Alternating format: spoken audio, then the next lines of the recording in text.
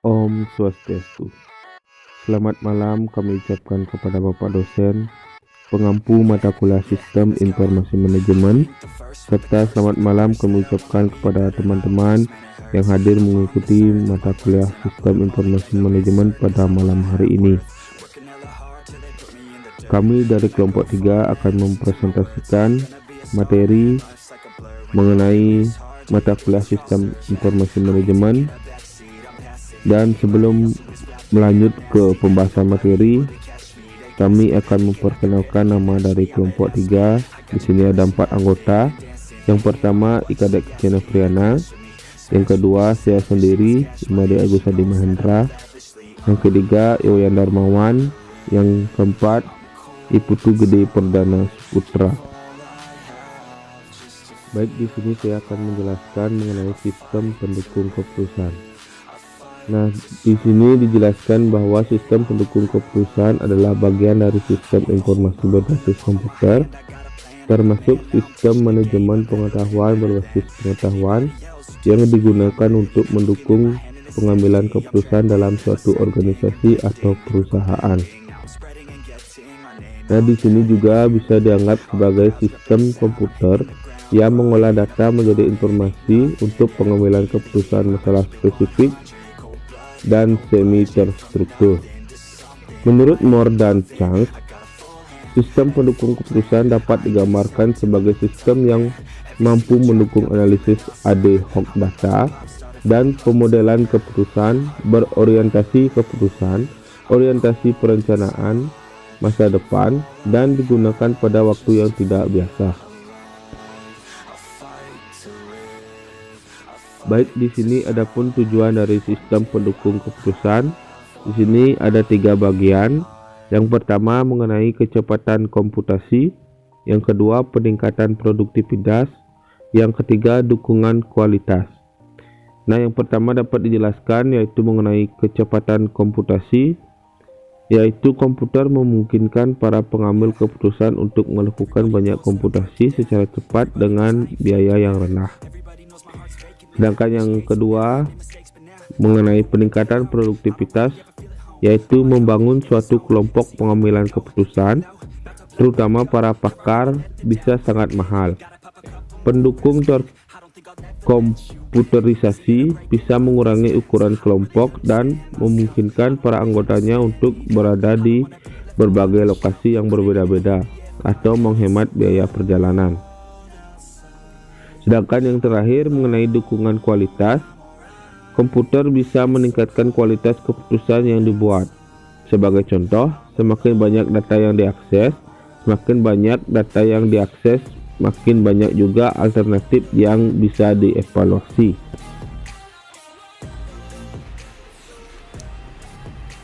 Baik, terima kasih atas waktunya. Di sini saya akan membawakan materi tentang tahapan sistem pendukung keputusan.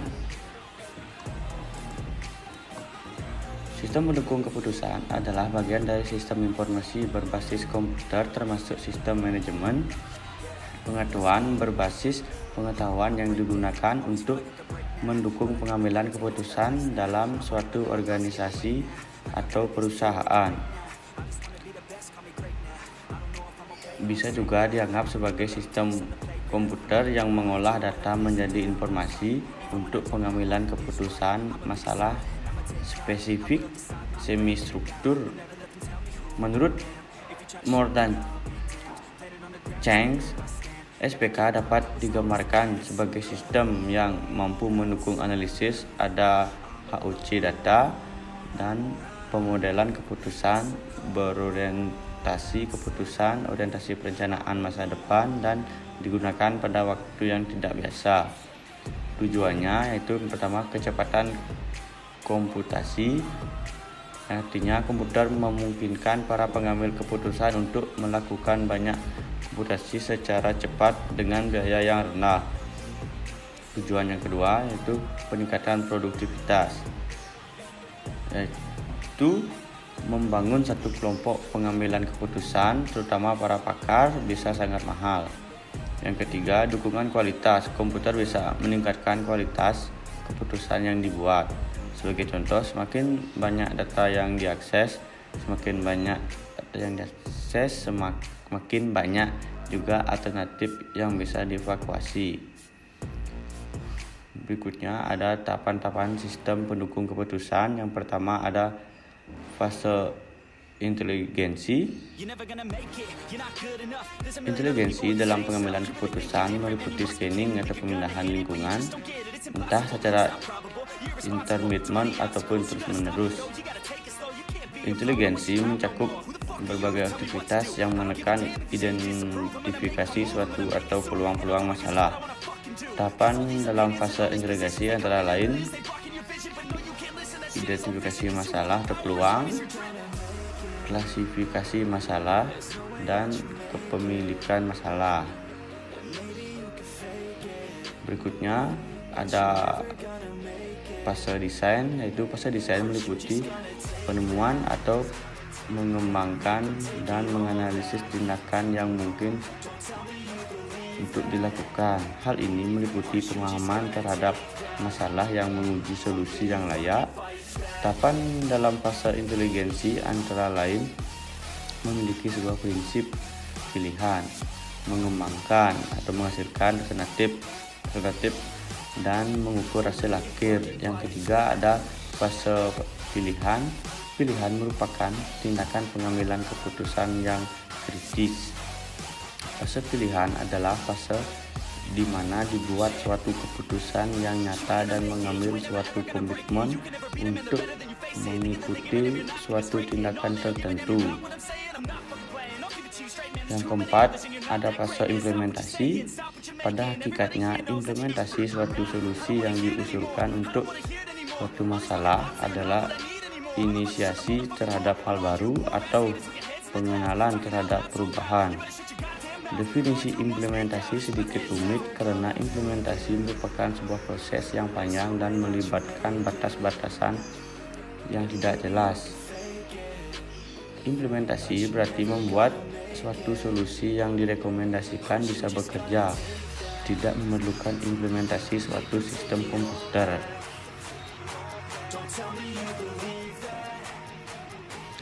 Berikutnya contoh aplikasi. Ada dua contoh aplikasi. Yang pertama pendaftaran pengecekan sertifikat tanah, yang kedua IPBB dan besar atau aplikasi jumlah store PBB. Baik sistem informasi berbasis web yang membantu mengefisiensikan cara kerja karyawan yang bekerja di kantor notaris, sehingga karyawan atau manajer tidak susah payah member melalui bank atau datang langsung ke badan pertanahan.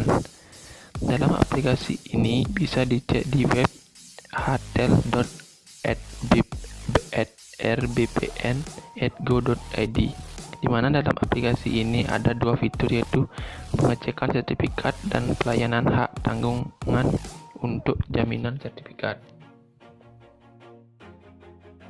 Baik, di sini ada 5 langkah yang harus dilakukan agar sertifikat lolos. Contohnya saja ada pemblokiran, terlilit hutang, dan ada penggandaan.